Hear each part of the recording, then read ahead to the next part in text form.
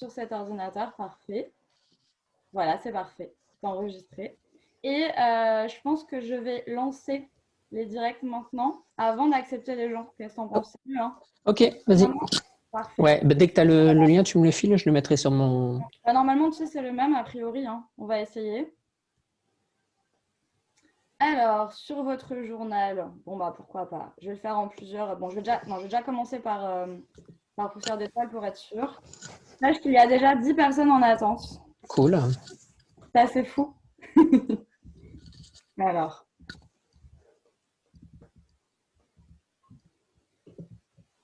Ah oui, je ne comprenais pas, je trouvais pas poussière d'étoile, mais parce que c'est pas un groupe, c'est une page. À chaque fois, je me fais avoir.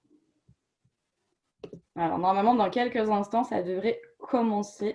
Ok, je vais... Tu penses que le lien de connexion, c'est ça qu'il faut qu'on Non, partage sur... bah, comme la dernière fois, à mon avis, ça serait bon. Ok, alors bah, du coup, je vais faire un essai. Tu me dis, tu fais l'essai et tu me dis si ça marche et Ouais, puis ça moi, va commencer, hein, je je le te demande. Ah, ok. Alors, c'est un peu long, c'est un peu long. Donc, connexion de la vidéo en direct. Je lance le direct, a priori. Donc, a priori, nous sommes en direct dans quelques instants, voire tout de suite, je ne sais pas.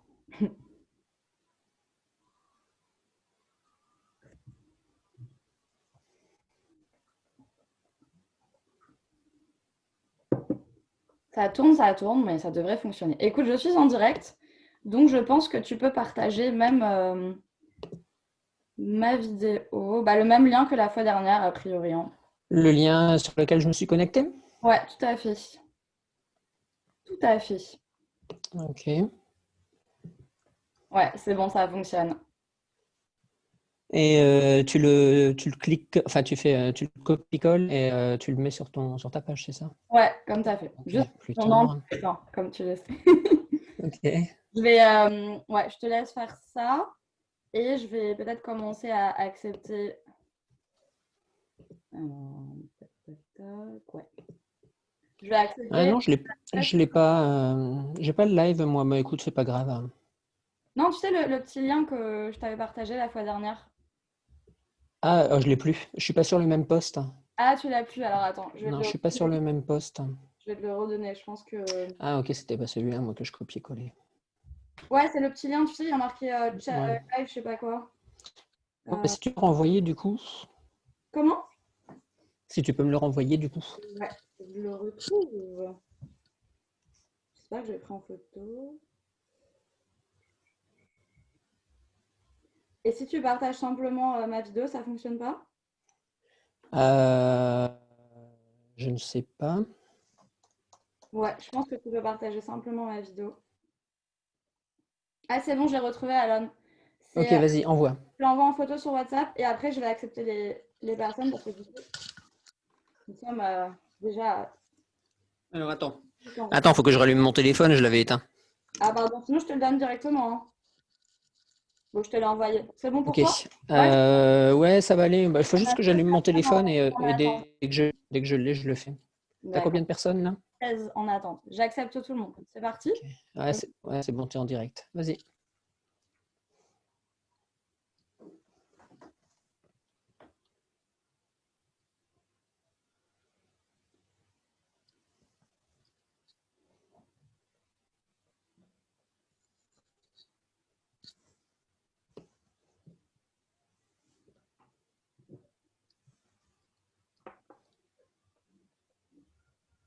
Bonsoir à tous.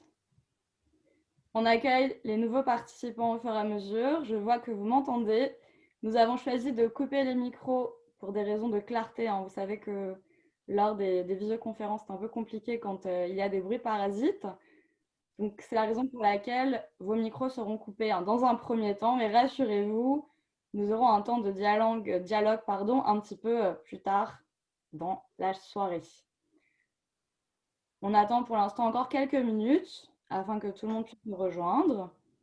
Et vous pouvez d'ores et déjà voir que Alon Hermet, fondateur de Culture est parmi nous. Il est en train de partager a priori la vidéo en direct sur sa page, donc sa C'est page ça. Culture. On va passer en direct aussi.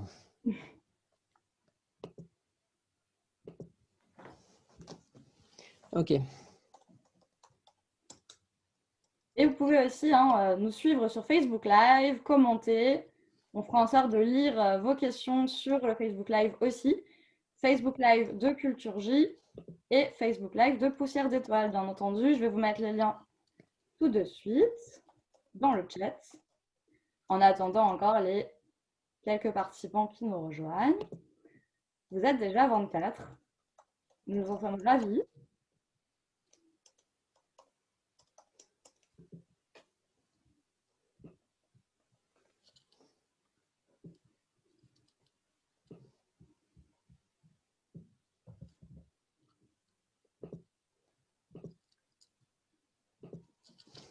Bonjour Julie et Jérôme, bienvenue parmi nous.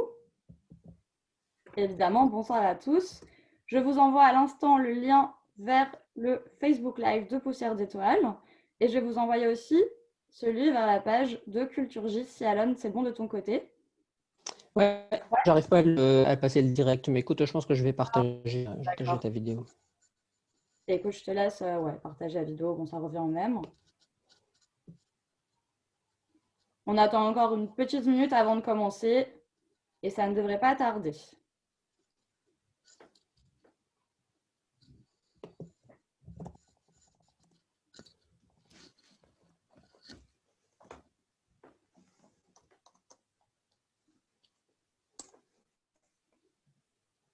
Alors.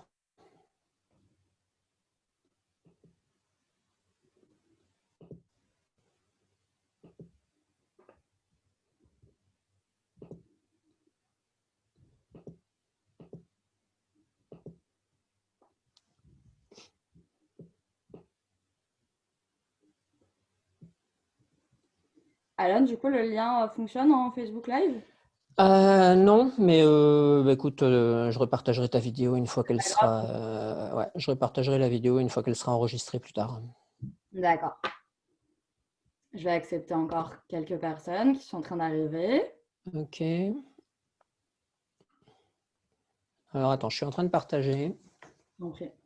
Donc je partage ta page en fait. A priori, tout le monde nous entend, tout le monde nous voit. La question traditionnelle sur Zoom, il faut donc la poser. Je pense que oui. J'ai vu des petits doigts levés.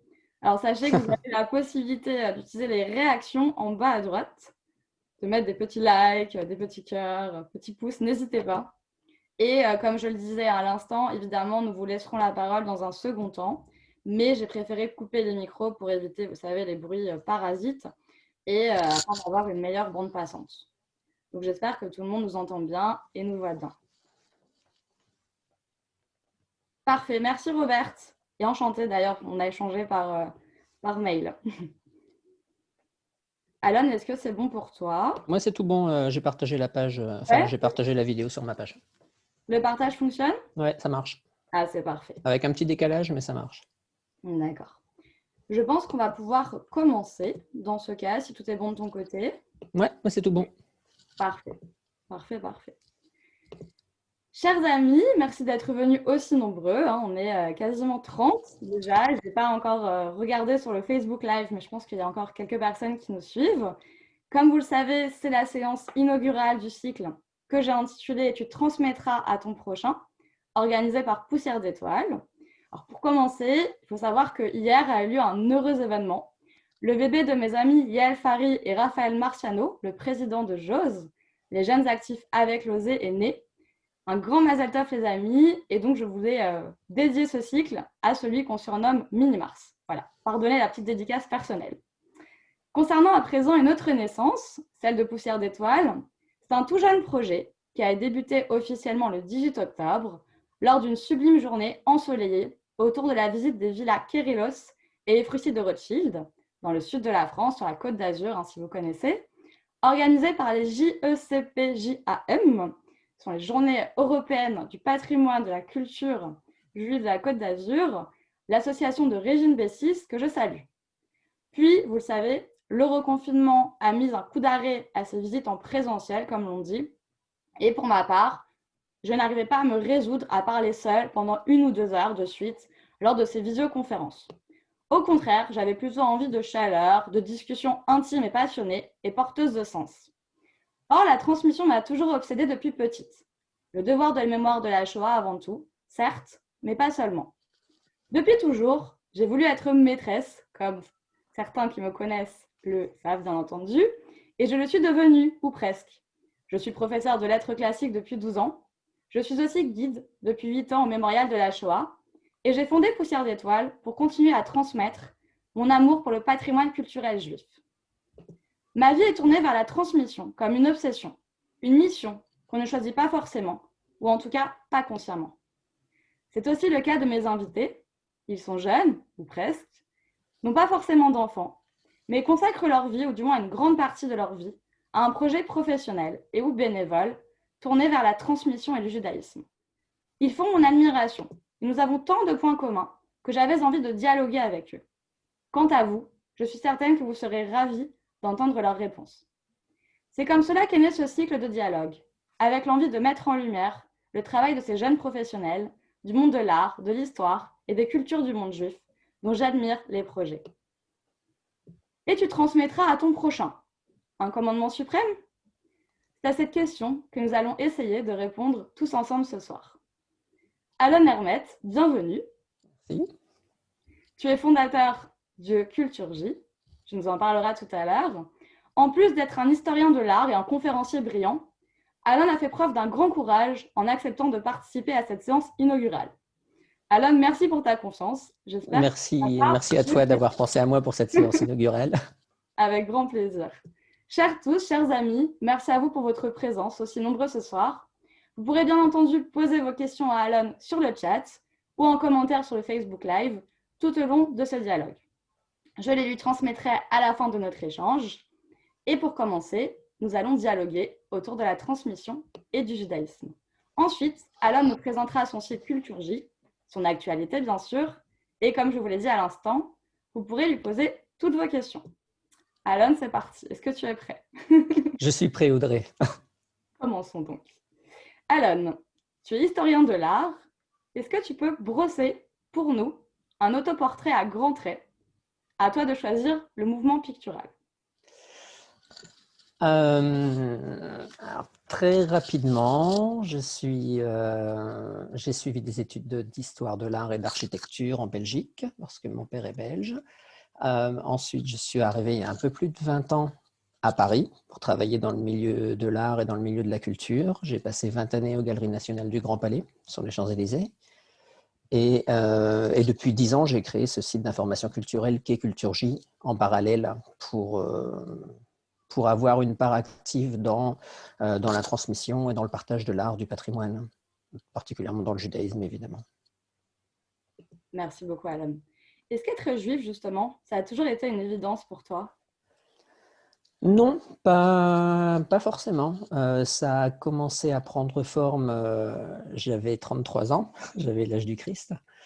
Je suis allé voir un rabbin dans le 20e arrondissement, le quartier où j'habitais à l'époque. Et je suis allé le voir pour lui poser des questions, savoir ce que c'était qu'être juif et avoir des informations sur des questions que je me posais. Et ce rabbin m'a dit, bah, écoutez, si vous voulez, on a des cours de Talmud Torah, on donne des cours d'hébreu, vous pouvez venir aux offices de Shabbat, vous pouvez venir pour les fêtes, et puis voilà, si vous voulez apprendre, on va vous expliquer ce que c'est qu'être juif, comment ça se passe, le sens des fêtes, et tout est parti de là à 33 ans.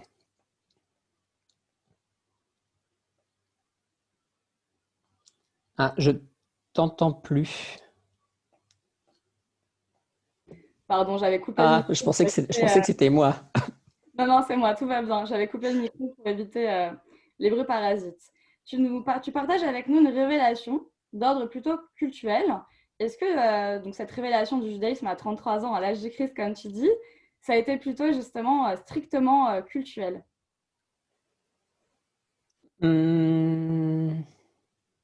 Ça a eu une grande partie de culte, effectivement, mais après, tout ce qui a touché la culture et l'art en général s'est rapproché du culte pour en faire quelque chose pour en faire un ensemble, en fait. Tu as la partie foi, la partie religieuse, Mais à mon sens, il fallait que ça aille aussi beaucoup plus loin que juste quelque chose de cultuel. Il fallait que je puisse découvrir ce judaïsme à travers des manières, des façons qui me parlent et qui me permettent mon interprétation, qui me permettent mes découvertes. Et c'était le domaine de l'art et de la culture, évidemment, dans lequel j'ai retrouvé le judaïsme sous une forme particulière qui me parle beaucoup. Et tu nous raconteras ça un petit peu plus tardivement. De ce que j'entends un petit peu entre les lignes, hein, de ce que tu nous dis, tu viens d'une famille, j'imagine, plutôt laïque que religieuse. Ouais, laïque, croyante, non pratiquante, mais laïque. Donc c'était une démarche vraiment personnelle. Et alors justement, cette démarche personnelle, cette redécouverte en tout cas de tes origines, est-ce que c'est une transmission que tu as pu par la suite faire au sein de ta famille, en remontant, hein, comme vous dites, dans cette transmission à rebours? Oui, ouais, exactement. Oui. J'ai pas transmis ça à mes enfants.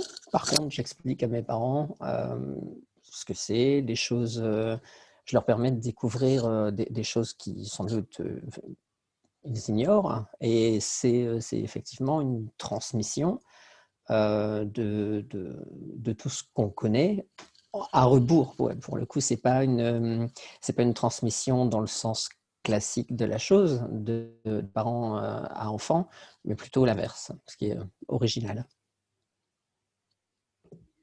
Quels sont les effets qu'a produit justement cette transmission de ce judaïsme plutôt cultuel dans ta famille? Est-ce que ça a été un déclencheur vers quelque chose de particulier?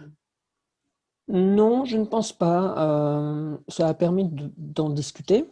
Ça a permis à moi de pouvoir expliquer certaines choses et puis d'apprendre, d'apprendre dans les deux sens, d'être l'enseignant et l'élève.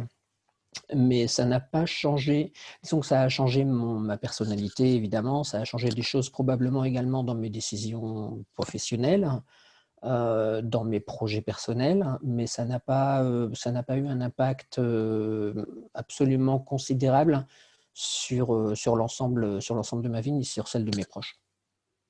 Donc ça a été un échange, une curiosité dans un sens comme dans l'autre, mais ça n'a pas été un changement radical. Ça s'est opéré petit à petit et puis ça n'a pas été flagrant.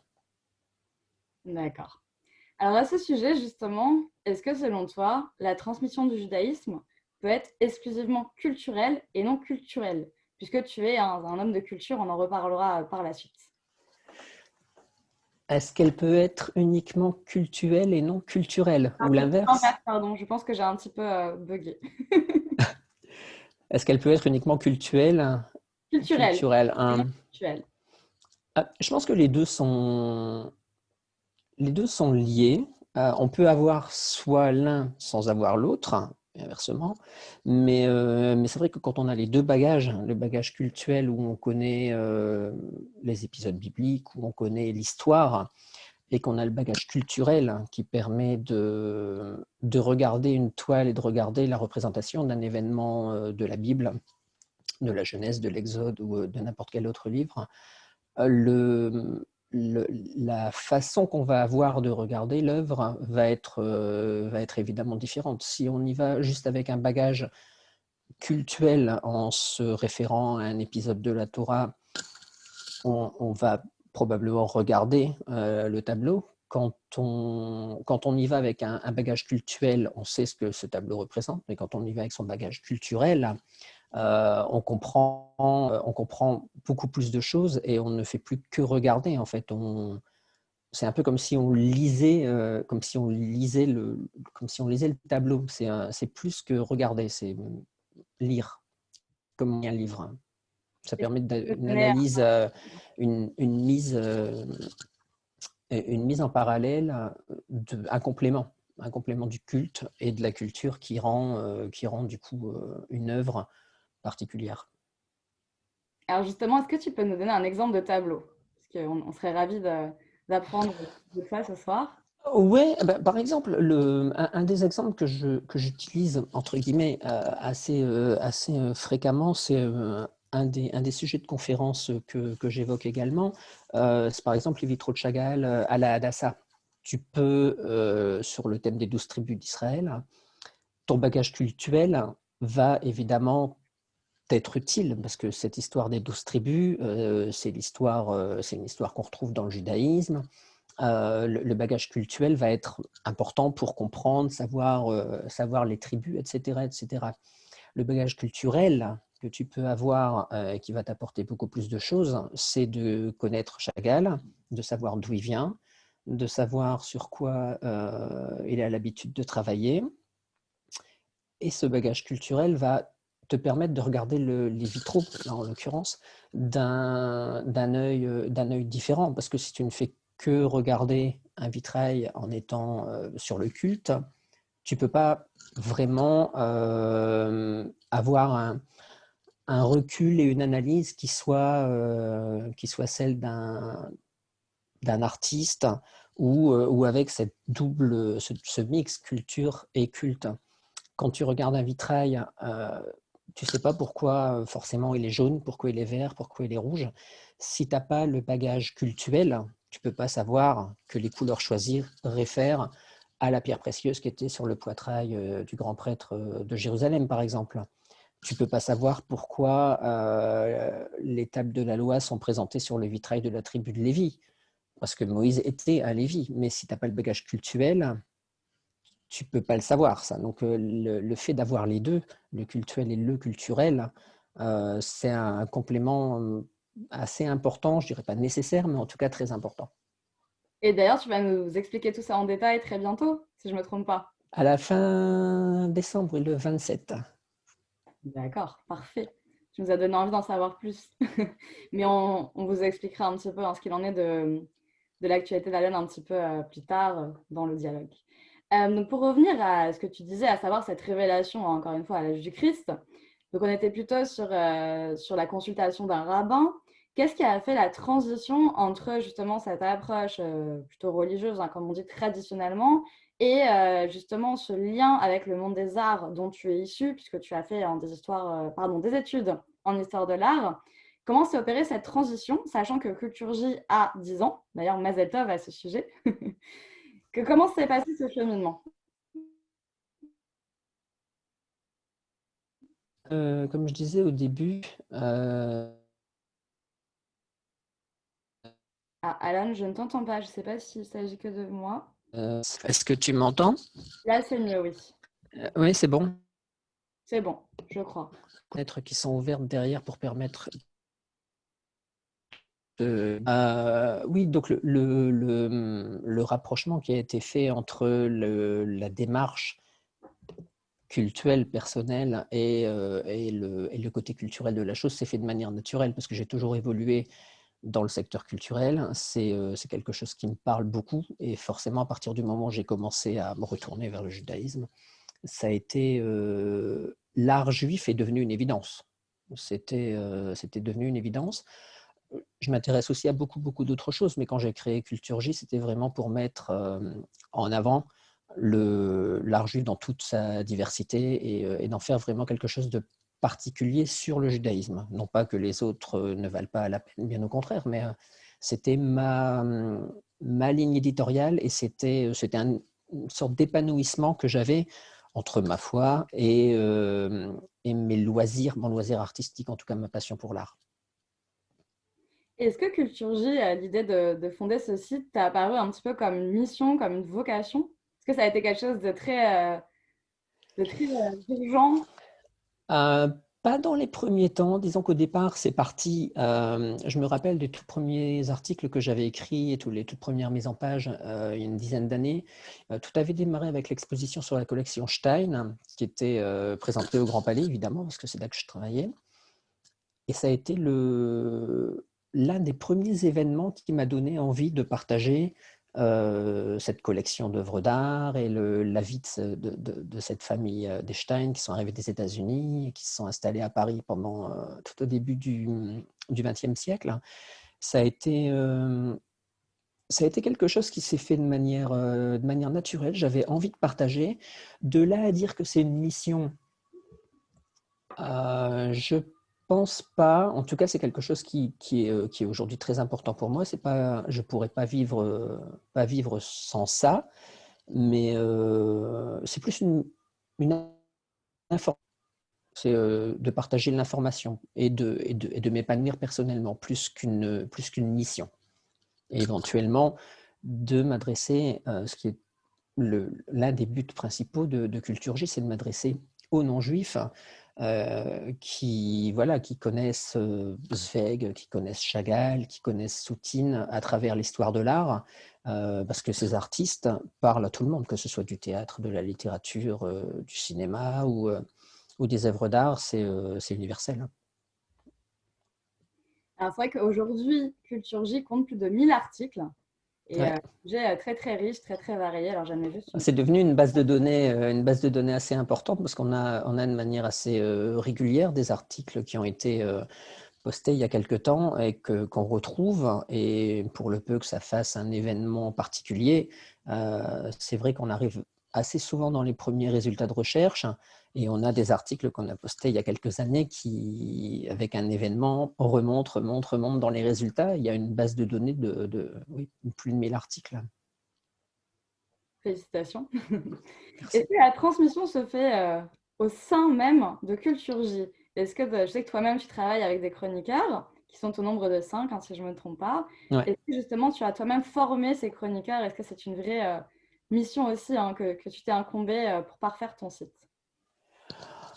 Disons que c'était pas. Je pense que le fait enfin, de travailler avec plusieurs personnes différentes apporte un regard différent sur toi, sur ton travail, sur les choses que tu fais ou que tu projettes de faire. C'est quelque chose de très positif parce que quand tu travailles tout seul, tu n'as pas le recul ni la plus objective du monde, disons.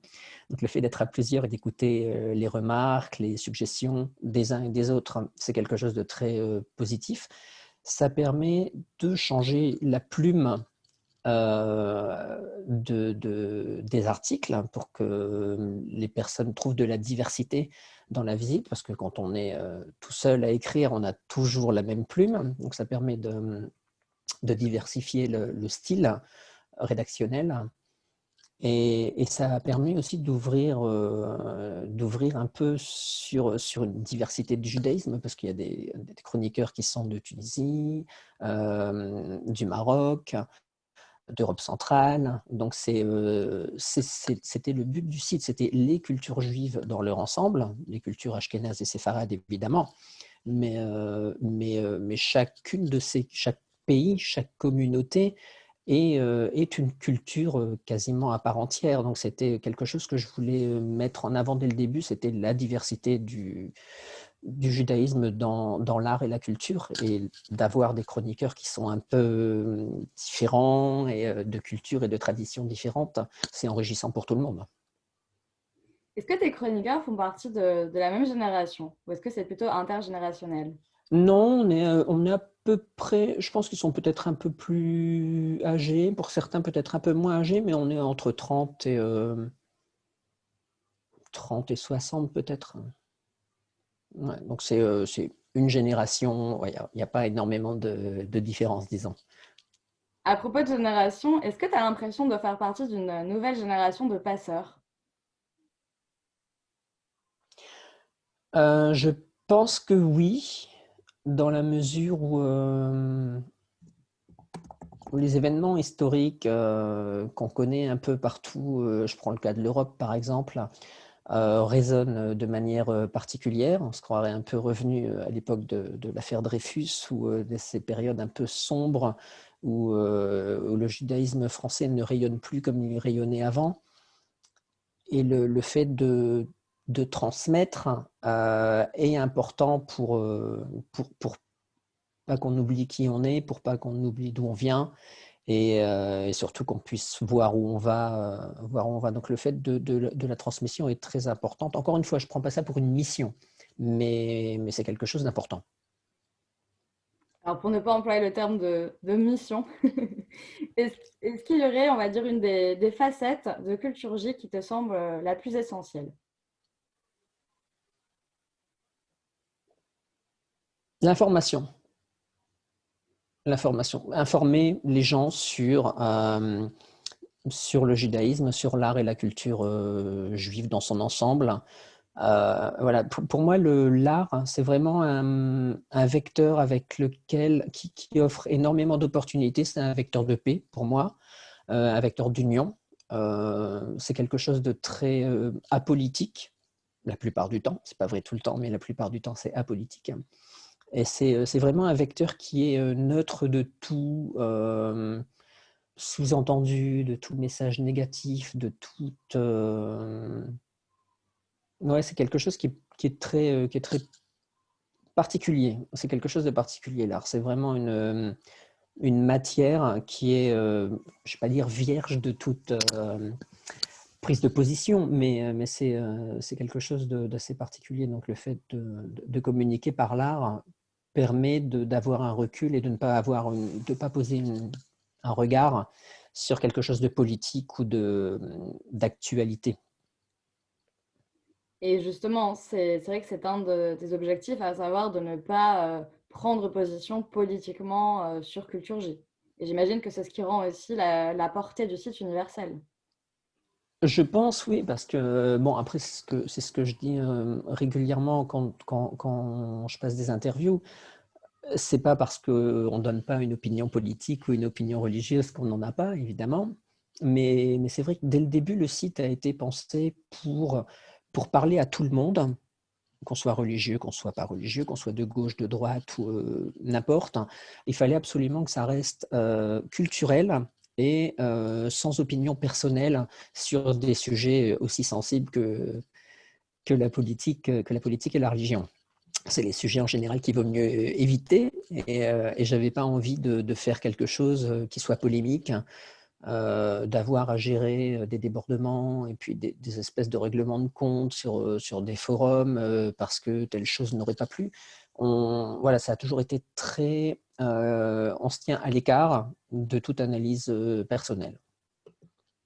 Et je pense qu'effectivement, c'est pour ça que les personnes apprécient particulièrement parce on parle d'un livre, on parle d'une pièce de théâtre, on parle d'un film, mais on ne donne pas d'avis sur la position du réalisateur, sur le choix politique de l'auteur de sa biographie, des choses comme ça. Donc on parle juste d'art et de culture sans prendre position pour quoi que ce soit. Merci. Nous traversons une grave crise sanitaire. Est-ce que pour toi, justement, elle constitue un obstacle à la transmission ou est-ce qu'au contraire, elle nous oblige à réinventer de nouvelles formes de transmission? Je pense qu'elle nous oblige à réinventer une nouvelle forme de transmission. Moi, je suis quelqu'un d'assez positif tout le temps. Je vois en chaque situation, en chaque événement, quelque chose de... J'arrive à en tirer quelque chose de positif pour continuer d'avancer. Parce que si on ne voit que du négatif et qu'on se morfond, je pense que l'avenir va être compliqué. Mais oui, le fait de transmettre, à cause de cette pandémie, est plus important encore, je pense, qu'avant. On le constate d'ailleurs, il y a vraiment un retour, un regain d'intérêt pour la culture, le patrimoine, les sources, les origines. C'est vrai un peu partout dans le monde, donc cette pandémie a déclenché ça. Et le fait de passer de ce qu'on avait l'habitude avant, c'est-à-dire le réel, à quelque chose de virtuel de plus en plus régulièrement, parce que le monde entier est encore bloqué, c'est une nouvelle forme de transmission, mais ça reste encore de la transmission. Ce qu'on est en train de faire, on en est un bon exemple, je pense. Alors, est-ce que tu peux préciser justement quelles sont les nouvelles formes de transmission que tu as inventées? Les choses qui étaient sur le feu, je dirais, entre guillemets, pendant quelques temps, on se dit toujours quand on est dans ses habitudes, quand on suit son train-train quotidien, on met quelque chose dans le coin de sa tête et on se dit on fera ça plus tard, on fera ça plus tard, on fera ça plus tard. Et du jour au lendemain, quand le 15 mars, le 16 mars, on s'est tous retrouvés bloqués chez soi en se disant qu'est-ce qui se passe? Ça a été l'occasion, pendant ces 2 premiers mois de confinement, de travailler sur justement de nouvelles opportunités, sans savoir jusqu'où allait aller cette pandémie, combien de temps ça allait durer. Et ces projets que j'avais en tête, c'était de réaliser des sessions, là en l'occurrence Zoom, mais des visites virtuelles, des visites guidées que je fais sur Paris, afin de permettre au plus grand nombre d'avoir accès à ces visites qui sont historiques, artistiques et culturelles, parce que les visites guidées, de manière classique, se font dans le 8e arrondissement, dans le 16e, et c'est quand même réservé aux Parisiens ou aux Franciliens. Les gens de l'étranger ou les gens de province n'y ont pas accès. Et j'avais pensé justement à développer quelque chose pour permettre à ces gens, pour atteindre ces gens. Et cette pandémie a mis en place tout ça. Je me suis bougé et puis en quelques semaines, les premières visites, les premières conférences ont été faites. Et la dernière qu'on a faite, je crois c'était dimanche dernier, il y avait une bonne quarantaine de personnes de 5 pays différents. Et donc du coup, ça montre bien à quel point les gens répondent présents. Et la cible que j'avais visée est atteinte, parce qu'on arrive à aller bien au-delà de Paris. Et même si le virtuel ne remplace pas évidemment le réel, ça ne va pas remplacer l'émotion qu'on va avoir en traversant le parc Monceau ou en étant devant un hôtel particulier, ce transfert vers le virtuel est tout aussi riche, peut-être voire même plus que la manière classique qui était utilisée jusque-là. Donc c'est une transition qui est plutôt très réussie en fait. Et d'ailleurs, j'en profite pour te féliciter pour cette première visioconférence visite Merci. la semaine dernière, qui était très intéressante. Et c'est vrai qu'en plus, ça permet de nous faire voyager, puisqu'on parlait à l'instant de Hadassa. Mais c'est vrai que tu vas nous proposer des visites qui vont nous permettre de nous évader de ce climat un petit peu morose. Mais tu vas nous raconter ça juste après. Et j'avais, pour ma part, une dernière question. Nous approchons de Hanouka, bien évidemment. Est-ce que tu as un enseignement culture J à nous transmettre ce soir? Un enseignement culture J peut-être pas, un espoir. Je pense que c'est la fête des Lumières, c'est aussi la fête des miracles. Alors peut-être que le prochain miracle qu'on pourra attendre à l'allumage de la 8e bougie, c'est la fin de cette situation dans laquelle on est plongé depuis le début de l'année. Je ne vais pas dire un retour à la normale parce que ça me semble compliqué, mais quelque chose qui soit plus dans nos habitudes, sans les restrictions, sans toutes ces contraintes auxquelles on n'a pas été habitué. Donc, si la 8e bougie pouvait montrer la lueur de la sortie de tout ça, ce serait bien. Amen. Amen. Il faut le dire. Alan, avant que tu nous présentes ton site Culture J et tes prochaines visioconférences, ton actualité, on va prendre peut-être les questions de notre auditoire s'il y en a. Ou sinon, je vais te laisser d'ores et déjà la main pour commencer à nous présenter ton actualité. En tout cas, tu as une fan, sache-le, qui s'appelle Léa. Je crois que c'est son 3e message laudatif concernant Culture J. Je ne sais pas si tu as fait attention au chat, mais je vais tout de même te Non, le... non, j'ai pas le chat ouvert, je l'ai pas sous les yeux. Alors, je Non, te non, le lis parce merci. que c'est important, même si ce n'est pas des questions. Alors, Léa nous a dit tout à l'heure que Culture J, c'était une mission d'intérêt général. Je te dis ça de mémoire. Merci. Que tu étais extraordinaire, qu'elle avait énormément appris sur le site. Elle te souhaite un joyeux anniversaire pour tes 10 ans. Merci. Eh bien, merci beaucoup, Léa.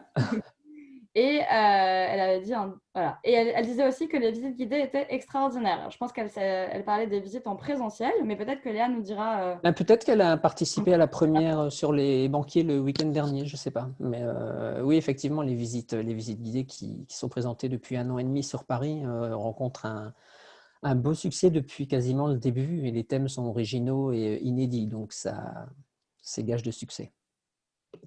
Et pour ma part, avec 2 amies qui sont présentes ici, Céline et Johanna, nous avions carrément suivi Alon lors d'un week-end entier. C'est Donc, ça. il a eu peur. On Il a y a passé le week-end ensemble. 3 filles qui s'inscrivent à toutes mes visites sur un week-end. Voilà, et je dois vous dire que vraiment, c'était passionnant et qu'on on va répéter cela dès que possible.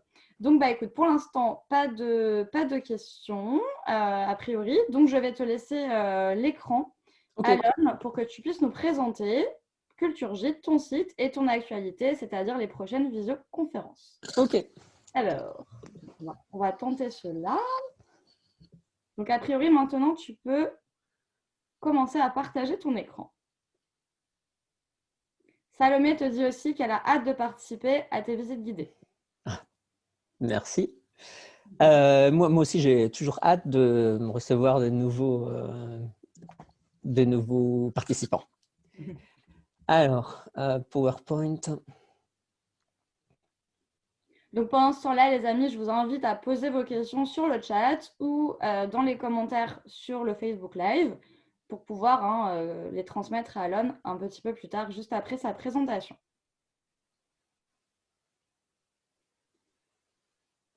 Ah non, apparemment, je peux pas. Ah, tu ne peux pas. Non, je peux pas. Alors c'est étrange. Est-ce que c'est mieux maintenant? Tu sais ce que je vais faire, Alon? Je vais te mettre animateur, ce sera plus simple.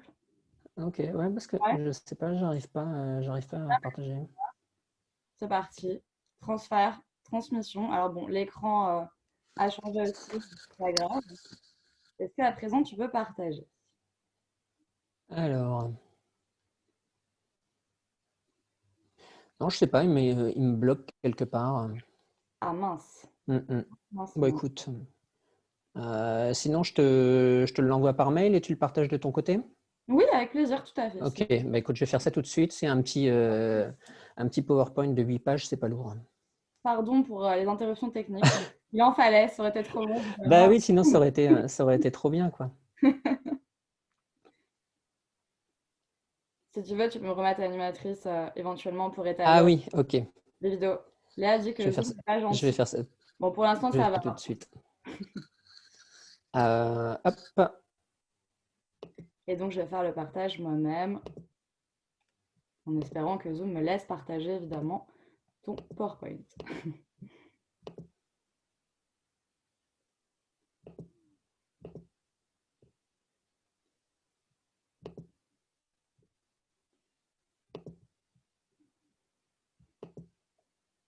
Eh ben, j'ai même pas la commande. J'ai même Et, pas la commande pour te. J'ai même pas la commande pour te refiler le truc, hein. je vais te redire où c'est. C'est dans... Mais c'est pas grave, moi je peux partager, je peux toujours partager. Ok, bah c'est bon. Alors laisse comme ça. donc Et Loïc dit qu'il est pour le partage. je te l'envoie ça. Merci. Je te l'envoie tout de suite. Si tu veux, tu peux commencer à présenter Culture J le temps que j'affiche. Ouais, bah je suis juste en train de t'envoyer le mail et je te mets la Oui, pièce bien jointe sûr, bien avec. sûr.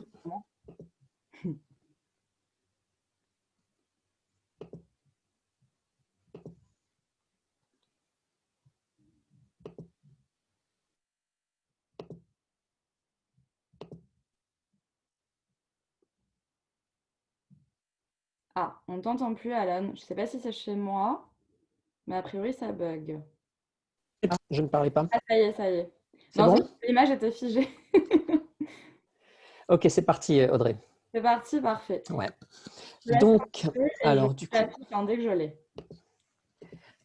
du coup, oui, Culture J existe depuis 10 ans maintenant, 2010-2020. C'est, comme on vient de le dire, un site d'information culturelle qui traite des différents domaines artistiques et culturels, particulièrement dans le judaïsme. Donc, le théâtre, la littérature, le cinéma et les expositions sont les 4 grandes thématiques les plus fournies, parce que c'est les événements qui sont les plus importants sur Paris. Il y a également une section voyage, où on permet aux visiteurs de découvrir des communautés juives et l'histoire de certaines villes et communautés juives un peu partout dans le monde, en Ouzbékistan, en Chine, en Europe centrale, au Maghreb également, aux États-Unis. Et voilà, c'est un site d'information culturelle qui est très riche.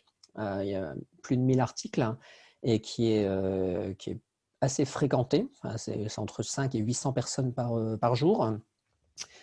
essentiellement France et Île-de-France, et ensuite le trafic vient d'Israël et des États-Unis. Alors, je suis Est-ce que... désolée, c'est un peu long parce que j'ai pas Non, je t'en prie. C'est la raison pour laquelle c'est un petit peu long. Mais donc, j'essaie de l'ouvrir par un autre moyen et je vais y arriver dans quelques instants. Pas de souci. Il n'y a que 8 pages, donc voilà, c'est juste pour présenter le programme des conférences dans les semaines qui viennent. Mais pendant ce temps-là, n'hésitez pas, hein, si vous avez des questions, c'est le Moi, moment. j'ai pas le chat d'ouvert, donc du coup, je vais peut-être regarder. Ah, je t'en prie. Ok. On est pour le partage, oui, Loïc, effectivement, on l'est tous. Avez-vous des articles sur les communautés juives d'Iran? Non, pas. On n'a pas les juifs d'Iran, on a effectivement les pays proches, l'Ouzbékistan entre autres, enfin, ce n'est pas très loin. Mais sinon, non, sur les juifs d'Iran, on n'a pas encore d'articles. C'est vrai que le contenu de Culture J, on chronique et on critique des événements et des voyages, en l'occurrence, qu'on fait à titre personnel. On va sur place pour passer des vacances ou je ne sais quoi, ou pour travailler. Et sur place, on fait des recherches, on fait des photographies et on revient avec un dossier, une thématique qu'on met en place.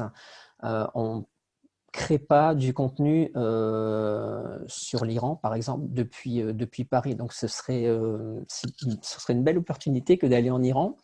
Je ne suis pas sûr que ce soit c'est peut-être un prochain miracle de Hanouka, mais je ne suis pas sûr que ce soit pour tout de suite en tout cas. Mais non, on n'a pas d'article sur l'Iran. Compliqué d'aller en vacances en Iran, oui, effectivement. Alors, Alon, je vais pouvoir partager ce fichier. C'est une bonne nouvelle. Donc, je vais faire ça tout de suite. Et tu me diras après hein, quelles sont les pages que tu veux présenter. Il y en a, tu peux toutes les présenter, je crois qu'il y en a 8. Alors, attends, tu as une question de Guillaume par la même occasion. Dis-moi. Je te demande quel est ton business model. Alors, on a donc le site d'information Culture J a un trafic qui est très important, qui a une bonne notoriété, qui s'est posé maintenant dans le paysage culturel depuis 10 ans. La spécificité du judaïsme en fait quelque chose de unique, probablement, je pense. Et tout ça génère un trafic qui est assez important, comme je disais, entre 5 et 800 personnes par jour qui viennent sur le site, parfois même beaucoup plus quand on est confiné parce qu'on n'a pas grand-chose d'autre à faire. Et ça permet d'avoir des très bons résultats dans les recherches Google, d'être bien classé et donc d'avoir de la visibilité. Et cette visibilité, elle est mise des professionnels de l'art, de la culture et du patrimoine avec des espaces de communication qui sont disponibles partout sur Culture J, en bannière ou sur les colonnes latérales pour permettre à ces professionnels des théâtres ou du cinéma, des musées, de pouvoir communiquer leurs événements en lien avec le judaïsme pendant des périodes qui peuvent aller de quelques jours à parfois quelques mois pour des expositions temporaires. C'est un des modèles. Et le deuxième, c'est les activités culturelles, les visites guidées et les conférences. Merci beaucoup, Alan. Alors, a priori, vous êtes en train de contempler ton diaporama. Ouais. C'est bon? Oui, vas-y, tu peux Donc, passer. c'est défilé. Allons-y. Alors, ça c'est dans 3 jours, le mercredi 2 décembre de 18h30 à 19h30 environ. On va débattre comme on le fait maintenant tous ensemble et avec Audrey particulièrement. On va débattre avec Henri Fitouchi, qui est le directeur du nouvel Institut culturel du judaïsme de Lyon. C'est un tout nouvel institut qui vient d'ouvrir, qui devait ouvrir, et l'ouverture a été reportée en raison du confinement. Donc, on va avoir la primeur de découvrir cet endroit qui n'a pas encore accueilli énormément de visiteurs, étant donné la période. Et Henri Fitouchi m'a appelé tout à l'heure au téléphone et on aura également un représentant du consistoire israélite régional qui se joindra à la réunion. Donc, ce sera un partage à 3 personnes. Parfait. Donc, le dimanche 6, C'est la visite qui a été présentée il y a 2 semaines. Donc, c'est la visite historique de Culture G sur la thématique des banquiers, des collectionneurs et des mécènes juifs à Paris, particulièrement sous le Second Empire. On a 2 visites différentes. L'autre viendra sur le slide suivant. Cette première, c'est celle sur les Rothschild, les Pereire et les Camondo, qui étaient 3 familles pour le moins connues et qui ont apporté énormément à Paris et à la France, d'un point de vue économique, évidemment, d'un point de vue industriel, et également dans le domaine de l'art, parce que ça a été des très, très grands collectionneurs d'art, tous. Ils ont légué quasiment tous ou presque leur collection à l'État français. Et ça permet aujourd'hui d'avoir les musées, les très beaux musées qu'on a aujourd'hui. C'est grâce à toutes ces familles qui ont fait des dons absolument conséquents. Et ces visites guidées se passent, celle-ci c'est dans le 8e et l'autre dans le 16e arrondissement autour de l'avenue Foch. C'est une visite historique qui marche très bien depuis 1 an et demi maintenant. Vas-y Audrey. Ça, c'est celle qui va être présentée le 13 décembre, donc le dimanche suivant.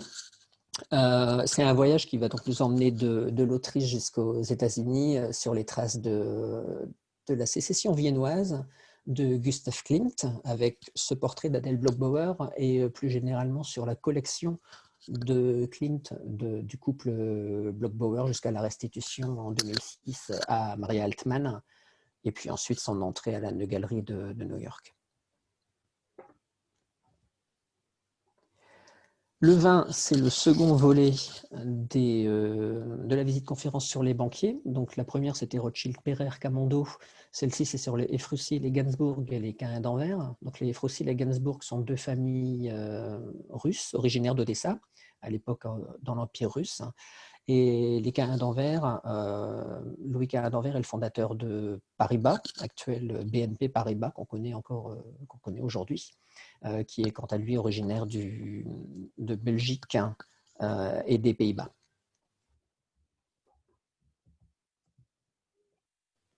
On en parlait tout à l'heure.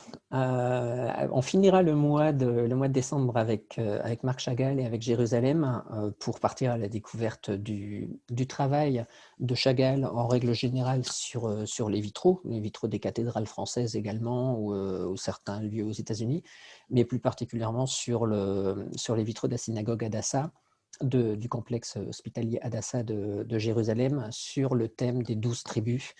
Des 12 tribus d'Israël. Donc c'est un sujet que j'adore et Chagall fait partie de mes artistes préférés, donc c'est un plaisir. Et je crois que c'est celui aussi de nombreux participants peut-être de... Ouais. Ben Chagall est très très populaire, très apprécié et c'est vrai que c'est toujours un feu d'artifice de couleurs, c'est assez magique, c'est empreint d'histoire, de tradition, d'éléments biographiques. Donc c'est un très très grand artiste. Et donc ça c'est celles qui vont être présentées à partir de début 2021, donc dans les premières semaines de 2021, une basée sur l'architecture, sur le mouvement Bauhaus, qui est né en Allemagne à Weimar en 1919. Et qui l'école du Bauhaus a été fermée en 1933 parce qu'elle était considérée comme art dégénéré.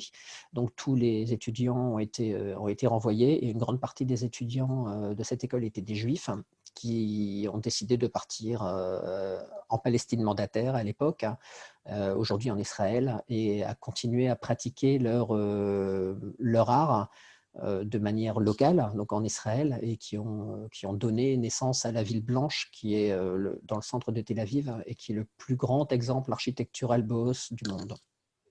C'est très intéressant. On n'en doute pas. Ça, c'est une visite qui est présentée aussi en présentiel. Audrey l'a suivi il y a quelques semaines sur les premières années de Picasso à Paris, de 1900 à 1910, et l'importance qu'a eu son premier réseau de son entourage de personnalités juives. Donc Max Jacob, qui a été son premier ami, un écrivain et poète, le couple Gertrude et Leo Stein, qui ont été ses premiers clients, ses premiers collectionneurs et qui ont donc largement contribué à faire augmenter sa cote. Et également Bert Weil, qui a été la toute première marchande d'art à acheter ses œuvres en 1902 pour les exposer dans sa toute petite galerie, tout en bas de la butte Montmartre. Et on évoque aussi Daniel Calveller. Et voilà, c'est vraiment les personnages les plus importants de ce Paris du début du XXe siècle qui ont permis à Picasso d'être Picasso. Et c'est un quartier qui est quand même tout de même sympa. Et c'est un quartier qui n'est pas désagréable pour se promener, effectivement. Voilà, un peu de voyage. Donc, on avait Vienne, on avait Jérusalem, Tel Aviv. Et là, il va y avoir une conférence sur l'histoire des Juifs de Prague, qui est quand même plusieurs centenaires, et sur Rabbi Lo ben Betzalel et la légende du golem, qui a été créée pour protéger la communauté juive locale des pogroms. C'est quelque chose d'assez original, qui s'adresse également à la jeunesse. Et voilà, ça va être quelque chose qui va être adapté aussi pour les enfants, qui va pouvoir être suivi en famille.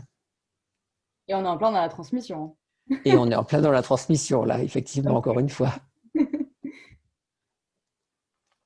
Donc encore du voyage sur l'histoire tricentenaire des Juifs américains et des Juifs de New York en l'occurrence, donc avec les quartiers les plus emblématiques du Lower East Side, Williamsburg, Crown Heights évidemment, et également Liberty Island, Ellis Island, où tous ces Juifs sont arrivés par millions. Depuis le XVIIIe siècle. Pardon. Tu vas nous emmener très très loin. Oui, mais en virtuel. Pour l'instant. Pour l'instant. Et voilà, donc ça c'est un résumé. Donc les visites se font en présentiel pour les 3 visites dans le 8e, dans le 16e et dans le 18e arrondissement. Et elles sont également destinées à être présentées aux adultes et également à la jeunesse et aux scolaires.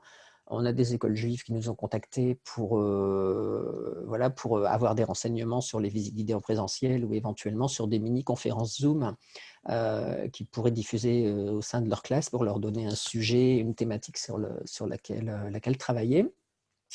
On fait également des privatisations pour des comités d'entreprise, des groupes privés, des VIP aussi, ça arrive, étrangers. Et voilà, donc c'est les différentes possibilités pour avoir accès à ces activités qui ont été mises en place depuis 1 an et demi maintenant. Donc en résumé, c'est vraiment l'adaptabilité dans la transmission, Alan. Tout à fait, ouais, c'est ça. On transmet de n'importe où, enfin de chez soi, mais de n'importe où dans le monde, et sur des thèmes qui sont hyper variés et qui sont tous aussi intéressants les uns que les autres, qui montrent une grande diversité de notre histoire, de notre culture, de notre société, de notre communauté. Alors pendant que je partageais ton diaporama, on a eu un certain nombre de commentaires. Oh, Nous avons Léa qui parlait évidemment du musée Camondo. oui. Tu veux en faire quelques remarques éventuellement? Le plus beau musée. Je regarde juste le message de Léa si vous voulez te connaître sur la feuille. Oui, mais c'est vrai que le musée Camondo c'est le plus bel hôtel parisien qui est encore en l'état dans lequel ses propriétaires l'ont laissé. Moïse de Camondo, quand il l'a légué à l'État français en 1935, a émis le souhait que son hôtel particulier reste tel quel, que rien ne soit déplacé. Et on a vraiment l'impression, quand on va visiter cet hôtel particulier, où je vais assez régulièrement, que les propriétaires sont partis hier. C'est vraiment une maison où on vivait et on ressent encore toute cette vie qu'il devait y avoir autour. Et fort heureusement, le musée et toutes ses collections ont été léguées en 1935, ce qui a permis de les protéger à partir de 1940. Ils n'étaient plus des biens juifs, donc ils ont été épargnés par la spoliation. Julie et Jérôme font une remarque à propos des vitraux de Chagall à la cathédrale de Metz. Tout à fait. Oui. Ils disent quoi? Elle dit juste qu'effectivement, il y a certains vitraux de Chagall à la cathédrale de Metz. Oui, il y a à Metz, il Pendant y au a, patrimoine français, ce qui est au patrimoine français. oui, il y a à Metz, à Reims. Il y en a plusieurs, hein. Je crois qu'il en a fait en Angleterre. Il me semble qu'il y a un de ses travaux au siège de l'ONU à New York. Donc, il a beaucoup, beaucoup travaillé le vitrail, mais c'est vrai qu'il y a de très beaux vitraux dans les cathédrales françaises. Alors, Loïc demande si tes visites guidées permettent d'avoir accès à des lieux insolites, habituellement non accessibles au public. Loïc est quelqu'un de Alors, curieux. oui, non, mais malheureusement non. On a essayé de pousser des portes, mais c'est vrai que tous ces hôtels particuliers et ces endroits qu'on fait découvrir, c'est un récit historique. On présente les hôtels particuliers devant lesquels on se trouve. Le seul qui est ouvert au public pour la visite sur les Rothschild dans le 8e, c'est le musée Camondo. Toutes les autres demeures existent encore aujourd'hui, mais ce sont des résidences d'ambassadeurs, ce sont des sièges de banque, ce ne sont pas des lieux qui sont accessibles au public, même si, euh, même si j'ai essayé un peu par moment de pousser des portes et d'essayer de faire jouer toute ma diplomatie. Il y a des portes qui définitivement doivent rester fermées. Et dans le 16e arrondissement, c'est pareil, le seul hôtel particulier qui est encore ouvert aujourd'hui, c'était celui des Bischofsheim, qui est presque resté dans l'état dans lequel les Bischofsheim l'habitaient. Mais tous les autres, c'est des résidences d'ambassadeurs, ce sont des ambassades. C'est des très beaux hôtels particuliers, mais qui sont malheureusement inaccessibles. Julie et Jérôme demandent si certaines de tes conférences sont accessibles en replay. Non, pas encore, mais le but, c'était justement de poursuivre une activité et de mettre un calendrier, un peu comme les visites guidées qui ont lieu en personne sur Paris, où on les présente chaque dimanche. Et c'était de garder une temporalité. Donc c'est vrai qu'à partir du moment où on va mettre la visite en ligne, les personnes qui seraient susceptibles de venir la voir par le biais du site et puis d'avoir une interaction en posant des questions, etc., etc. La démarche telle qu'elle a été pensée à l'origine ne serait plus du tout la même. Et j'imagine que tu ne retrouverais pas aussi l'interactivité qui nous permet d'échanger. Non, non, non, bah c'est ça. Oui, effectivement, si tu télécharges la visite sur les Rothschild, par exemple, et que tu la regardes de chez toi, c'est quelque chose à laquelle j'avais pensé. Mais effectivement, tu n'as plus cette interaction qui était la base de tout. C'était vraiment un échange, répondre à des questions et s'enrichir soi-même parce que en fonction des questions qu'on me pose, je ne connais pas la réponse. Donc, évidemment, le soir, je cherche la réponse et c'est un enrichissement personnel aussi. Tout à fait. C'est vrai qu'on a eu quelques échanges à ce sujet lors de nos visites, Ouais. week-end de visite. Léa fait une remarque à propos d'une belle exposition Chagall, musée Georges Pompidou à Metz, qu'on peut voir virtuellement sur YouTube. Exactement. Et, Pompidou-Metz va rouvrir normalement le 15 ou le 16. Et de toute façon, avant le 30, je serai allé à Metz visiter, à Pompidou-Metz, visiter l'expo sur le Chagall et la lumière. La prochaine escapade, le 15 décembre. Ah oui, le 16 ou le 17, oui, c'est très certainement.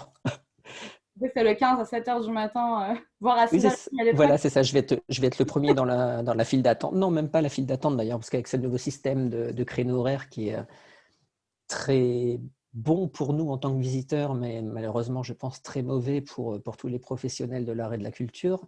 On ne fait plus la queue, donc c'est quand même très appréciable et on visite dans des conditions qui sont exceptionnelles. C'est vrai. Et il faut voir le positif quand il y en a. Ouais, bah, je pense qu'il faut, oui, c'est ça, ça fait avancer, quoi. Et Yoel fait une remarque à propos d'une conférence Zoom jeudi 3 au Café des Psaumes, justement sur Gertrude Stein. Tu en parlais tout à l'heure. Ah, j'ignorais. D'accord, mais je ne savais pas. Merci Léa, je vais regarder ça. C'est Yoel cette fois. J'étais Léa a pas au beaucoup courant. participé, mais là c'était Yoel. Ah ok, Yoël. Ah bah, merci beaucoup, j'ignorais. Mais bah, du coup, je vais regarder sur Gertrude Stein. Mais les Stein ont une vie absolument passionnante, tous les frères et sœurs, Gertrude plus particulièrement. Mais c'est vrai que c'était une sacrée bonne femme. Ah, Yoel nous envoie l'identifiant. Merci beaucoup. Au Café des Psaumes de Lozé, bien entendu. Merci. Ouais, je vais regarder ça du coup. Mais de même, j'imagine. Est-ce que certains auraient éventuellement encore une ou deux questions pour Alon avant que je conclue? Parce qu'il est 19h32 et nous sommes des personnes ponctuelles. Alors Cox demande de l'envoi des conférences par mail. Donc, c'est tout à fait possible. Par contre, il nous faudrait évidemment vos coordonnées. En fait, qui t'a demandé ça? Je ne sais pas si c'est un monsieur ou une dame qui s'appelle Cox, C-O-X. Alors, si vous voulez Alors, recevoir les informations, vous allez sur le site culturej.com, culture au pluriel, le tiré du 6, j.com. t'inquiète pas, je l'ai envoyé à plusieurs reprises. Je le renvoie. Voilà, et tout en bas, il y a moyen de s'inscrire à la newsletter. Vous rentrez juste votre adresse email qui va rentrer dans la base de données et vous allez recevoir tout le programme qui va être présenté. Il y a une newsletter qui est envoyée en général tous les premiers dimanches du mois, sauf celle qui est partie ce matin parce qu'on a annoncé les visites pour le mois de décembre. Mais si vous voulez rester connecté à toute l'actualité du site, inscrivez-vous à la newsletter et vous aurez toutes les informations une fois par mois. Parfait. Donc, je remets à l'instant le site de Culture J, évidemment, la page Facebook de Culture J, sachant il y a aussi la page Facebook Culture J Visite Guidée. Donc, je vous encourage à explorer le site internet où vous avez évidemment toutes les informations et à vous inscrire à la newsletter, comme l'a dit Alon à l'instant. Alors, il y a une question, on me dit qu'il y a une question sur Facebook. Je regarde à l'instant ma petite tablette. Alors, quelqu'un écrit, Pascal, sur Facebook, écrit fan de Culture J, programme futur alléchant. Je m'inscris avec mes deux amis Myriam et Sheila. Après les visites, bouquets, collectionneurs et autres. Encore une fois, Alon. Bon, eh ben, bienvenue. Et c'est vrai que le côté virtuel, entre guillemets, je parlais tout à l'heure de l'aspect positif que ça pouvait avoir sur l'enrichissement de la présentation et des images qu'on peut présenter qui sont plus compliquées à présenter en réel. C'est vrai que cette manière de faire permet d'accueillir aussi beaucoup plus de monde parce que dans les groupes dans les visites qu'on fait en ville, on est souvent limité à 15 personnes parce qu'après, au-delà, ça devient compliqué à gérer. Il faut vraiment parler fort pour être entendu, etc., etc. Donc, on essaye de se limiter à 15 personnes. Alors que là, en passant par Zoom, c'est vrai qu'on est quasiment illimité et ça peut attirer beaucoup de personnes en même temps. Donc, c'est un autre point positif. Tout à fait, et même à l'international, hein, comme tu l'as. Même à l'international, oui. Alors, j'attends de voir s'il y a encore peut-être une dernière question. Et en parlant d'international, pour la conférence de mercredi avec Henri Fitouchi, on a des personnes du Canada qui se sont inscrites cet après-midi. Donc, c'est plutôt bien, ça fait plaisir. Alors, c'est vrai que là, j'ai une question qui me vient. Je me permets peut-être de poser la dernière. Est-ce que tu prévois des conférences futures en anglais, éventuellement en hébreu, peut-être? Alors, en hébreu, je me débrouille en hébreu en Israël, mais de là à faire une conférence, je ne serais pas si ambitieux. Mais en anglais, oui, parce qu'elles étaient présentées à l'origine en français et en anglais. En anglais, elles sont présentées souvent à des Israéliens ou des Américains qui étaient en voyage à Paris. Et depuis que tout est fermé, bon, ça a été mis en suspens, mais elles seront présentées également en anglais en tout début d'année, je pense. Je vais faire la transition parce que c'est juste de l'adaptation et c'est pas très compliqué ni très long à faire. Donc ça va être fait. Parfait. Par contre, l'hébreu, non, je suis désolé, ça va pas être possible. Encore, peut-être. Un jour, peut-être. Peut-être. Pascal, je te remercie. Alors, je ne sais pas si c'est la même Pascal de Facebook, c'est possible. Quand on est fan, on suit sur plusieurs médias. Donc, elle te dit merci, Alon, pour ton témoignage. Merci pour l'organisation de ces temps d'échange. Marseille se rapproche grâce à Zoom. Voilà. Bien, je pense que le monde entier se rapproche bien grâce à Zoom. On a réussi à trouver quelque chose de positif dans tout ce négatif qui nous pèse. Tout à fait. Nous vous passons bien sûr le bonjour à Marseille, Pascal. Guillaume pose encore une question et demande combien de temps dure une conférence, une visite en... Alors, les plus longues, la plus longue, c'est celle sur les Rothschild, les Pereire et les Camondo, qui dure 2 heures, un petit peu moins de 2 heures. Toutes les autres durent, celles sur les Efroussi, les Gainsbourg et les Caïn d'Anvers, le deuxième volet des banquiers, dure à peu près 1h30. Sinon, en règle générale, c'est à peu près 1 heure. Avec certainement un peu plus, évidemment, pour le partage, répondre aux questions et faire ce qu'on fait actuellement. Mais le temps de présentation, il est à peu près d'1 heure. D'accord. Merci beaucoup. Et sinon, en présentiel, les visites guidées durent 2h30 pour les Rothschild et 2 heures pour celles dans le 16e sur les Froissy. Donc, entre 1h30 et 2 heures en général. Ouais. Parfait. Alors, je me demande s'il y a encore d'autres questions, peut-être une dernière éventuellement, mais bon, je pense que nous pouvons conclure. Bon, évidemment, vous pouvez poursuivre la discussion avec Alon toute la soirée en échangeant via son site Culture J et éventuellement sa page Facebook. Et on laissera peut-être un petit peu ouverte la discussion par la suite. Pour ma part, Alon, je voulais déjà te remercier d'avoir été un invité aussi passionnant lors de cette séance inaugurale. Merci à toi d'avoir pensé à moi pour ce premier grand bain. Exactement. Et courageux, hein, parce que c'est vrai que voilà, je ne t'ai pas spécialement défloré le contenu de cet échange. Donc, Non, mais ça permet de garder une spontanéité. Hein. tout à fait, c'est vrai. Et merci à vous tous d'avoir été aussi enthousiastes. Merci à vous tous pour vos questions. Et pour vos questions, tout à fait.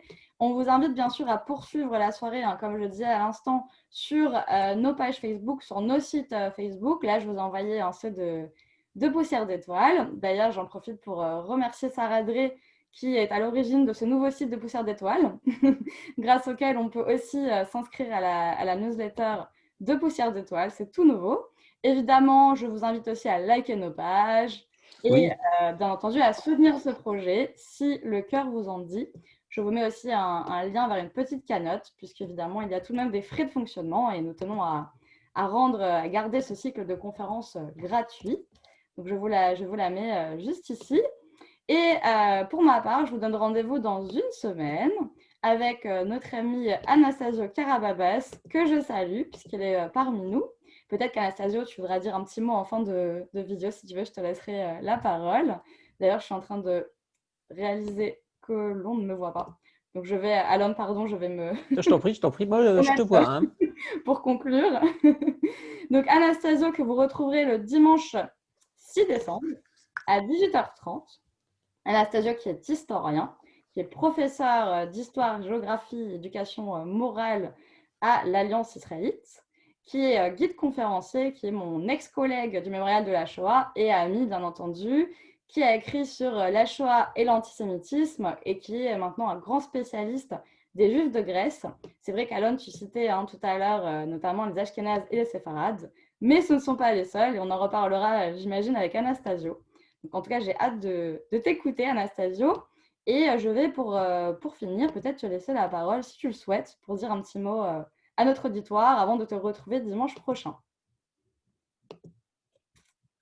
Et je vais t'autoriser à rouvrir ton micro. Alors non, Alon, du coup, c'est à toi de l'autoriser puisque je ne suis plus animatrice de la réunion.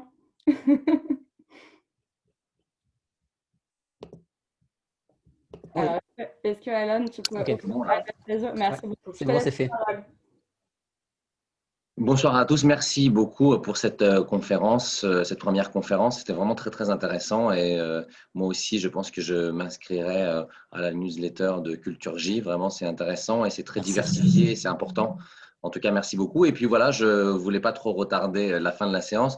Je vous donne rendez-vous la semaine prochaine avec ma chère amie Audrey pour parler bien sûr antisémitisme et les différents projets qui sont les miens et aussi parler évidemment des Juifs de Grèce parce que nous avons des projets en commun là-dessus. Et donc, je vous présenterai, on va dire, mes publications, mes futurs projets, mais également les futurs voyages, parce que nous allons voyager avec Audrey. Et donc, on aura la possibilité et voilà, de vous présenter tout ça avec joie et en espérant que tout va bien se passer en 2021. On garde le sourire et l'enthousiasme. Amen. Exactement, encore amen. Le suspense est à son comble. À très vite. Passez une bonne soirée. On se retrouve dimanche 6 décembre à 18h30 avec Anastasio Karababas. Merci encore, Alon. Très bonne soirée. Merci Audrey, merci à tous. Bonne soirée, bonne fête de Hanouka et puis j'espère à très bientôt. À très bientôt. Bisous.